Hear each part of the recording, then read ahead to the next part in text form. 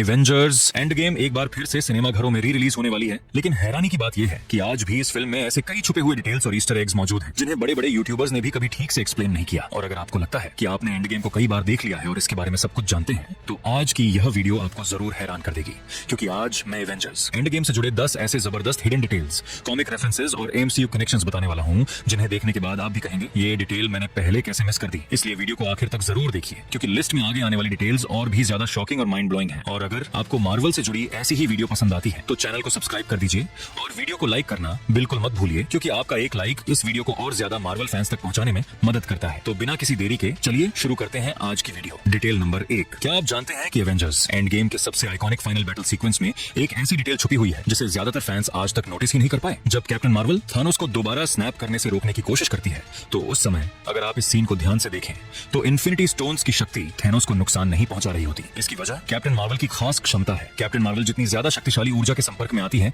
उतनी ही ज्यादा ताकतवर होती जाती हैं, क्योंकि वह उस ऊर्जा को अवशोषित कर सकती हैं। यही कारण है कि उस सीन में उनकी पूरी बॉडी इन्फिनिटी स्टोन्स की अलग अलग रंगों वाली ऊर्जा से चमकने लगती है। दरअसल कैप्टन मार्वल इन्फिनिटी स्टोन्स की शक्ति को अपने अंदर अवशोषित कर रही थी, इसलिए थानोस भी कुछ समय तक उनका सामना नहीं कर पाया और वह एक चट्टान की तरह उसके सामने खड़ी रही। लेकिन जैसे ही थानोस ने पावर स्टोन निकालकर सीधे इस्तेमाल किया, तब जाकर वह कैप्टन मार्वल को पीछे धकेलने में सफल हुआ। Detail number 2। जब कैप्टन अमेरिका पहली बार म्योल्निर को उठाकर थानोस के खिलाफ इस्तेमाल करता है, तो उस पल पूरा थिएटर चीयर करने लगता है। लेकिन अगर आप इस सीन को ध्यान से देखें तो आपको टोनी स्टार्क का रिएक्शन भी दिखाई देगा। दरअसल थैनोस के साथ लड़ाई के दौरान टोनी कुछ समय के लिए बेहोश हो गया था, इसीलिए वह कैप्टन अमेरिका को म्योल्निर उठाते हुए नहीं देख पाया। बाद में जब अवेंजर्स असेंबल वाला सीन शुरू होता है और कैप्टन अमेरिका फिर से म्योल्निर को अपने हाथ में पकड़ता है, तभी टोनी पहली बार यह देखता है कि स्टीव रॉजर्स वास्तव में म्योल्निर को चला सकता है। यही वजह है कि उस सीन में टोनी का एक्सप्रेशन थोड़ा हैरानी भरा दिखाई देता है, जिसे ज्यादातर फैंस ने नोटिस ही नहीं किया। Detail number 3। हम सभी जानते हैं कि सोल स्टोन हासिल करने के लिए नाताशा ने वोर्मिर पर अपनी जान कुर्बान कर दी थी। बाद में हल्क ने इन्फिनिटी स्टोन्स का इस्तेमाल करके उसे वापस लाने की कोशिश भी की, लेकिन वह सफल नहीं हो पाया।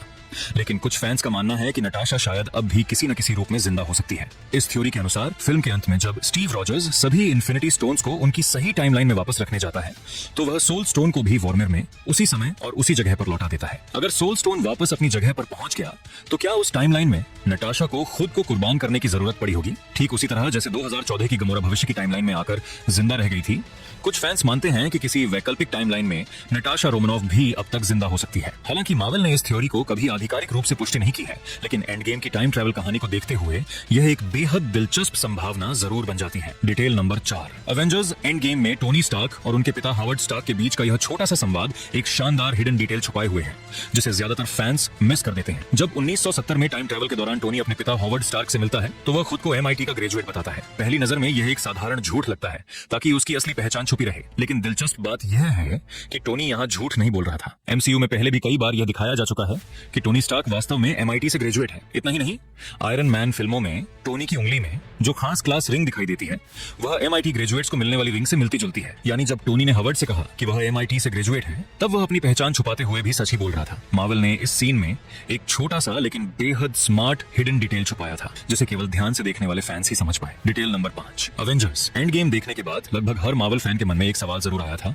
कि आखिर 2014 वाला थानोस अपनी पूरी सेना, ब्लैक ऑर्डर और विशाल युद्धपोत के साथ भविष्य में कैसे पहुंच गया, जबकि एवेंजर्स के पास पाइम पार्टिकल्स की मात्रा बेहद सीमित थी। फिल्म में स्कॉट लैंग भी बताता है कि उनके पास केवल कुछ ही पिम पार्टिकल्स बचे हैं, इसलिए हर यात्रा बहुत सोच समझ कर करनी होगी। ऐसे में सवाल उठता है कि थानोस ने इतनी बड़ी सेना के साथ क्वांटम रियलम का इस्तेमाल कैसे किया। इसका सबसे लोकप्रिय जवाब थानोस की एडवांस टेक्नोलॉजी और एबनी मॉ की असाधारण बुद्धिमत्ता में छुपा हुआ है। माना जाता है कि नेबुला की मेमोरी से एवेंजर्स की टाइम ट्रैवल तकनीक को समझने के बाद एबनी मॉ ने पिम पार्टिकल्स का अध्ययन किया और उनकी संख्या को दोबारा तैयार या रिप्लिकेट कर लिया। इसी वजह से थानोस न सिर्फ खुद बल्कि अपनी पूरी सेना और विशाल सैंक्चुअरी शिप के साथ भविष्य की टाइमलाइन में पहुंचने में सफल हो गया। मार्वल ने इसका सीधा जवाब फिल्म में नहीं दिया, लेकिन उपलब्ध जानकारी और फिल्म के संकेतों को देखकर यही सबसे तार्किक और लोकप्रिय व्याख्या मानी जाती है। Detail number 6। Avengers end game में नटाशा रोमनोव की मौत के बाद का एक सीन ऐसा है जिसमें मार्वल ने इंसानी भावनाओं की एक बेहद गहरी परत छुपा दी थी, लेकिन ज्यादातर फैंस इसे नोटिस नहीं कर पाए। जब सभी अवेंजर्स नटाशा को खोने के दुख में बैठे होते हैं,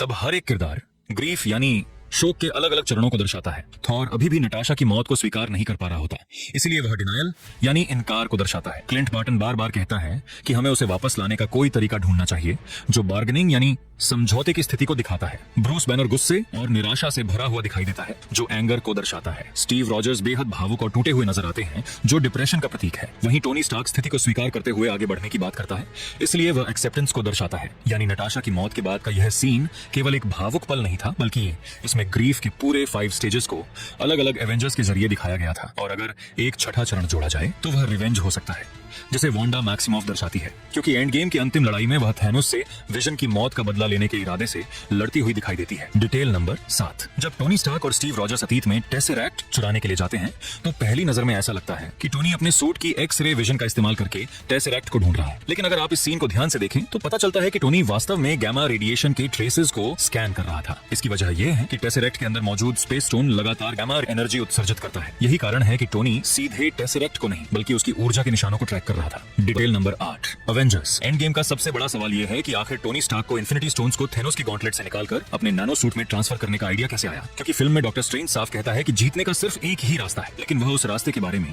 किसी को बता नहीं सकता। दिलचस्प बात यह है कि शायद टोनी को यह आइडिया अंतिम लड़ाई के दौरान ही मिला था। जब कैप्टन मार्वल थेनोस को रोकने की कोशिश कर रही होती है तब थेनोस अचानक गॉन्टलेट से पावर स्टोन निकालकर उसे सीधे अपने हाथ में इस्तेमाल करता है और कैप्टन मार्वल को जोरदार पंच मार देता है। उसी पल टोनी यह देख लेता है कि इन्फिनिटी स्टोन्स को गॉन्टलेट से अलग किया जा सकता है, और ठीक इसके कुछ क्षण बाद डॉक्टर स्ट्रेंज अपनी उंगली उठाकर टोनी को उस एकमात्र जीत वाली संभावना की याद दिलाता है। संभव है कि उसी समय टोनी को समझ आ गया हो कि अगर एक स्टोन को गॉन्टलेट से निकाला जा सकता है तो उसकी नैनो टेक्नोलॉजी सभी स्टोन्स को अपने सूट में ट्रांसफर भी कर सकती है। इसलिए अंतिम क्षण में टोनी ने बिना सीधे स्टोन्स को छुए अपनी नानो टेक की मदद से उन्हें थेनोस के गॉन्टलेट से निकालकर अपने सूट में ट्रांसफर कर लिया, और फिर वह ऐतिहासिक स्नैप किया जिसने पूरी लड़ाई का नतीजा बदल दिया। Detail number 9। Avengers end game में टाइम हाइस्ट पर निकलने से पहले कैप्टन अमेरिका पूरी टीम को एक प्रेरणादायक भाषण देता है। उस समय रॉकेट मजाक में कहता है कि अगर यह आदमी चुनाव लड़े तो निश्चित रूप से जीत जाएगा। पहली नजर में यह सिर्फ एक मजेदार डायलॉग लगता है, लेकिन मार्वल ने इसके अंदर एक बेहद दिलचस्प हिडन रेफरेंस छुपाया था। व्हाट इफ सीरीज में जब द वॉचर और इन्फिनिटी अल्ट्रॉन